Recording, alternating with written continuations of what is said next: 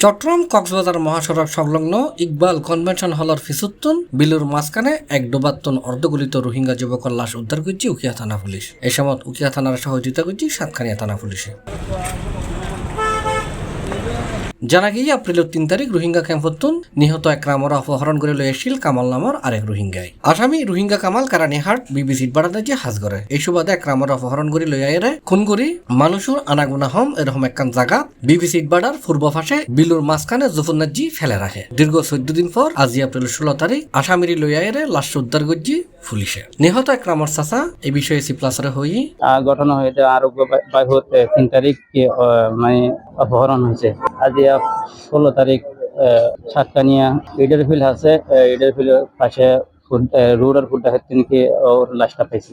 বাড়ি উঠিয়া নাই ক্যাম্পে ওরা ক্যাম্পত থাকুন জি ক্যাম্পত থাকি জীবা অপহরণ জীবা হইয়া ইবে রোহিঙ্গা হবে ক্যাম্পে যদি আরে ব্রিকফিল সরি বেরিফিল মাছ চুরি করে অন ব্রিকফিল করা হচ্ছে না বিবিসি বেরিফিল যেটা আছে এটা এখানে বিবিসি ব্রিকফিলের মধ্যে চুরি করে। এই বিষয়ে বিবিসির বাড়ার ম্যানেজারে সিপ্লাসরে হয় আসলে বিষয় রোহিঙ্গা বা আর আসিল 10 বছর আমরা চুরি করে চুরি করে এখন মানুষ যে কত বললে মানুষ আর কেউ বুঝছেন না।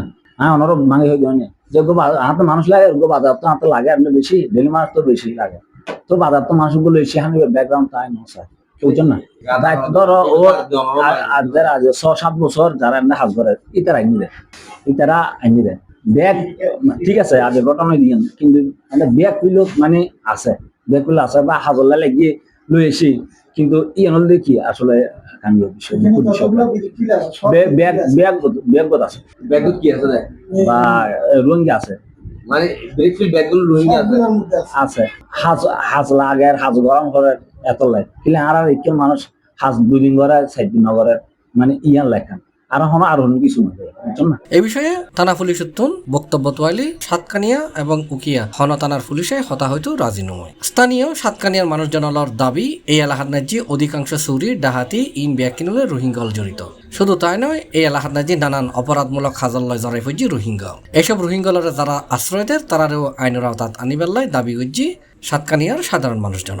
ব্যাপার কিন্তু রোহিঙ্গারা যে এখানে আসতেছে হ্যাঁ ওইটা আইনগতভাবে বাধা দনর হচ্ছে কিন্তু যেটা এখানে এসে ওরা আশ্রয় নিতেছে কিন্তু বিরিকুলো বলেন যে কোনো পদের কাজের মধ্যে বলেন কিন্তু ওরা কিন্তু জ্ঞানা দায় না ঠিক আছে।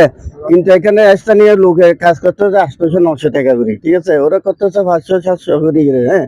তো ওরা দেখতেছে যে এখানে আমার স্থানীয় ঠিক মতো কাজও করতেছে না হ্যাঁ, এক মাদান করে আরেকদিন আসতে কিন্তু ওরা থেকে তো ফার্মেন্ট লোক লাগতেছে হ্যাঁ। তো তাই বলে কি বিরিকুলো মালিকেরা আপনি বলেন আমি বলেন হ্যাঁ ওরা দায় না কিন্তু আইনগতভাবে ওরা কি রোহিঙ্গা আস্তানার মধ্যে আছে ঠিক আছে, কিভাবে বাহির হতেছে ওরা তো বাহিরে ওইবার কাজ করে অনুমতি নেই সরকারি হবে ঠিক না। এটা আইনগতভাবে ওরার থেকে কি অ্যাকশন নিতে হবে। আমি যে ঘোরা যদি বন্ধ না করি হ্যাঁ আগামীর মধ্যে যাইয়ে আমি কি টাকা এলাম নাই ঠিক আছে। C plus TV Chittagong.